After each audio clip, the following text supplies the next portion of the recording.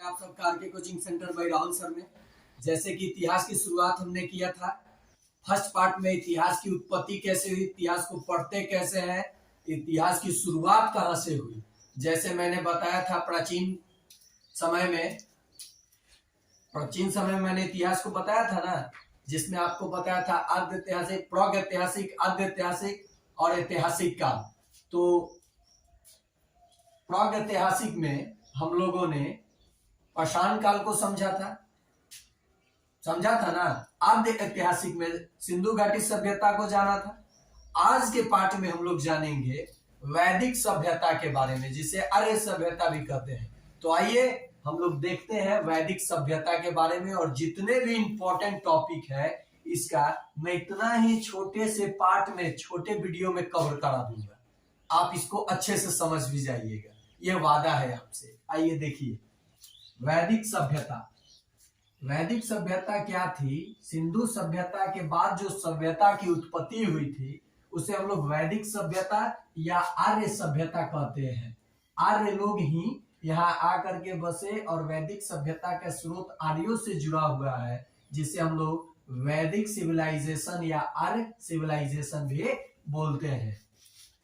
ये time period जो वैदिक काल का है, जो वैदिक काल का टाइम पीरियड है, वो है 1500 से 600 ईसा पूर्व, यानी बीसी, ईसा मसीह के जन्म से पहले। ये इसका टाइम पीरियड है। वैदिक काल को बांटा गया है दो कालखंडों में। 1500 से 1000 ईस्वी पूर्व के समय को हम लोग ऋग वैदिक काल कहते हैं, जिसकी जानकारी हमें ऋग्वेद से मिलती है। दूसरा पार्ट है उत्तर वैदिक काल, जो 1000 से लेकर 600 ईसा पूर्व को जानते हैं, और जिसकी जानकारी हमें 3 अन्य वेदों से मिलती है, यजुर्वेद, अथर्ववेद और सामवेदों से। ओके, तो ये हमने जाना। अब जो बात है कि आखिर वैदिक सभ्यता आर्य सभ्यता कहलाती है, तो आर्य क्या था, आर्य का अर्थ क्या होता है, और आर्य कहाँ के निवासी थे, और आर्यों को किन किन लोगों ने क्या क्या कहा, इन टॉपिक को हम लोग समझेंगे। तो आर्य एक संस्कृत भाषा का शब्द है, जिसका अर्थ होता है श्रेष्ठ, यानी उच्च कुल, वरिष्ठ। ठीक है, आर्य एक संस्कृत भाषा का शब्द है जिसका मतलब होता है श्रेष्ठ, यानी उच्च। अपने आप को उच्च मानते थे लोग, ये लोग आर्य लोग।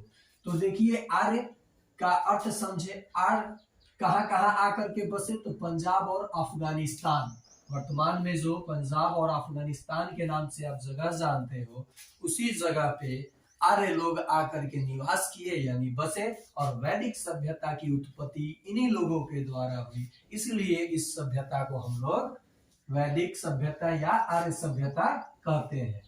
तो इनकी निवास भी देख लिए। अब बहुत सारे इतिहासकारों ने वैदिक सभ्यता के जो आर्य लोग थे, उन आर्यों की बात, यानी वो आर्य कहाँ के निवासी थे, तो मैक्स मूलर के अनुसार आर्य निवासी थे मध्य एशिया को, इन्हीं ज्यादा मान्यता दी गई। लेकिन और भी हम लोग 2-3 पर्सन को जानेंगे जिन्होंने आर्य को क्या कहा। दयानंद सरस्वती ने आर्य को तिब्बत के निवासी बोले, और राजा बाल गंगाधर तिलक ने उत्तरी ध्रुव के निवासी इन्हें बोला था।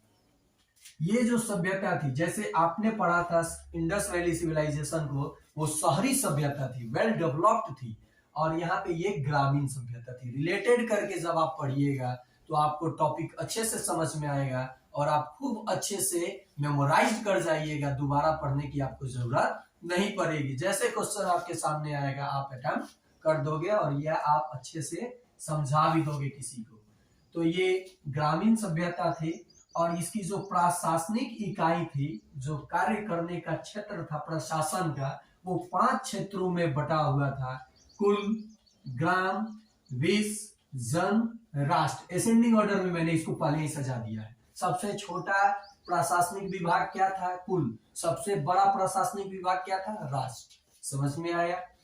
अब देखिए, इन वैदिक सभ्यता में ही उत्पत्ति हुई वेदों का। उत्पत्ति क्या? वेद। इनकी जानकारी जो हमें मिलती है, ये वेद से मिलती है। और कुल वेदों की संख्या कितनी है? 4। You know about the number of Ved are 4. The name of Ved, Rigveda, Yajurveda, Atharvaveda, Samaveda. इनकी क्या क्या विशेषताएं हैं, ये देखिए, छोटे से पार्ट में मैंने बोला ना बहुत कुछ समझा दूंगा। ऋग्वेद मैंने पहले लिखा, तो सबसे पहले वेद कौन सा होगा? ऋग्वेद। तो प्राचीन वेद कौन सा होगा? ऋग्वेद। ऋग्वेद में 10 मंडल, 1028 सूक्त और 10,462 ऋचाएं हैं। ऋग्वेद के पढ़ने वाले को होत्रु बोलते हैं। क्या बोलते हैं? होत्रु या होत्री बोलते हैं। इसमें तीसरे मंडल में, 10 मंडलों में से तीसरे मंडल में एक बहुत बड़ा मंत्र गायत्री मंत्र मिलता है। तो गायत्री मंत्र कहां से मिलता है? तो आप कहिएगा ऋग्वेद से। और ऋग्वेद के किस मंडल में मिलता है? तो आप कहिएगा तीसरे मंडल में। आप इस आंसर को बता दीजिएगा। अब देखिए, जो वैदिक सभ्यता थी, इसमें हमने ऋग्वेद यानी सबसे प्राचीन वेद तो ऋग्वेद। गायत्री मंत्र की माने गायत्री मंत्र कहां से मिला? तो ऋग्वेद से। अजुर्वेद, ये यज्ञों में जो नियम कानून माने जो पंडित जी लोग के द्वारा यज्ञ में जो कथा, वो क्या बोलते हैं उसको, यज्ञ में जितने भी वाचन होता है उसको किस वेद से लिया गया है? तो अजुर्वेद। अथर्ववेद तंत्र मंत्र का वेद और सबसे अंत का वेद है। ये अथर्व ऋषि के द्वारा रचित वेद है, इसलिए इसका नाम पड़ा अथर्ववेद। सामवेद, देखो साम का अर्थ होता है गान। साम का बाबू अर्थ क्या होता है? गान। तो गाए जा सकने वाली वेद सामवेद। तो पूछा जाएगा एग्जाम में कि भारतीय संगीत का जनक किस वेद को कहा जाता है? तो साम का मतलब होता है गान और सामवेद होता है भारतीय संगीत का जनक सामवेद को कहा जाता है। आइए कुछ महत्वपूर्ण टॉपिक को जानेंगे। वैदिक सभ्यता के लोगों का जो व्यवसाय था पशुपालन था। देखिए, सिंधु घाटी सभ्यता का व्यापार क्या था? व्यवसाय क्या था? व्यापार था। और यहाँ क्या है? व्यवसाय पशुपालन। क्योंकि गांव में लोग क्या करते हैं? ग्रामीण सभ्यता है, तो गांव के लोग या तो खेती करेंगे, नहीं तो कृषि कार्य करेंगे, नहीं तो पशुपालन। तो वो भी तो कृषि के क्षेत्र में ही आता है। तो ये पशुपालन। याद करने का तरीका, प्रिय पशु इनके घोड़ा था। और देवता प्रिय कौन थे? इंद्र। और ये किस धातु को खोजे थे? लोहा, यानी लौह अयस्क। और कृष्ण अयस्क उस समय ऋग्वैदिक काल में बोला जाता था लोहा को। तो इन सब टॉपिक को हम लोगों ने समझा। अब आइए इधर, वेदों की संख्या कितनी? 4। पुराणों की संख्या कितनी? 18। अब जरा जान लीजिए, 18 पुराण लाइन बाय लाइन जानिएगा तो पढ़ते ही रह जाइएगा। सबसे पुराना जो पुराण है वो मत्स्य पुराण है। ओके, वायु पुराण, मत्स्य पुराण, इस करके पुराण वो 18 है। तो जिसमें सबसे पुराण जो है वो मत्स्य पुराण है। उपनिषद की संख्या 108। फिर से देखिए, वेद 4, पुराण 18, उपनिषद 108। उपनिषद का अर्थ क्या होता है जानिए? गुरुओं के समीप बैठना, यानी अपने गुरु के समीप जब आप बैठते हो तो उसे उपनिषद कहते हैं। और उपनिषद से एक और चीज जान लीजिए, सत्यमेव जयते जो वाक्य है ये मुंडकोपनिषद से लिया गया है।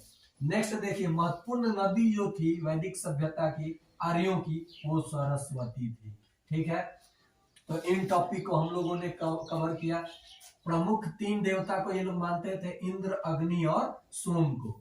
यानी ऋग्वैदिक काल, वैदिक सभ्यता के लोग तो वैदिक सभ्यता में ऋग्वैदिक काल के लोग कोई प्रमुख देवता कौन थे? इंद्र। लेकिन वहीं जा करके अब ये सब टॉपिक तो पूछा जाता है एग्जाम में, हम लोग देखेंगे उत्तर वैदिक जो काल है उसमें क्या महत्वपूर्ण है और उसको क्या समझेंगे। तो उत्तर वैदिक काल 1000 से 600 ईस्वी पूर्व को माना जाता है, जो अन्य 3 वेदों से जानकारी मिलता है। तो जो ऋग्वैदिक काल में प्रिय देवता थे इंद्र, ये बदल के हो जाते हैं प्रजापति। और जो वर्ण व्यवस्था थी सिंधु घाटी, ये उत्तर वैदिक काल में ये कार्य के अनुरूप थी। अब ये जन्म के आधार पर वर्ण को बांटा जाएगा, ब्राह्मण, वैश्य, क्षत्रिय और शूद्र को। वो कार्य के अनुसार था उत्तर वैदिक काल में, लेकिन ऋग्वैदिक काल में और उत्तर वैदिक काल में जन्म के आधार पर इनको बांट दिया जाएगा। तो आशा करता हूं कि ये टॉपिक आपको समझ में आया होगा और इस टॉपिक से जो भी क्वेश्चन बनेगा आप आसानी से कर दीजिए। जैसे क्वेश्चन कैसे बनेगा, वैदिक सभ्यता को कितने खंडों में बांटा गया है? तो 2 खंडों में। तो पूछा जाएगा उत्तर वैदिक काल का टाइम पीरियड बताइए, तो 1000 से 600 ईस्वी पूर्व। किनसे जानकारी मिलती है? तो 3 ऋग्वेद को छोड़ के अन्य 3 वेदों से। आर्य, ये आर्य सभ्यता क्यों कहलाई? क्योंकि आर्यों के द्वारा ये सभ्यता को विस्तृत किया गया था, इसलिए आर्य। ये कहाँ बसे? पंजाब और अफगानिस्तान में। आर्य का अर्थ क्या? संस्कृत। संस्कृत में आर्य का अर्थ क्या होता है? तो श्रेष्ठ, माने उच्च कुल। तो इस ऐसे करके आपसे क्वेश्चन पूछ लिया जाएगा, तो आप इस टॉपिक को अच्छे से कवर कीजिएगा।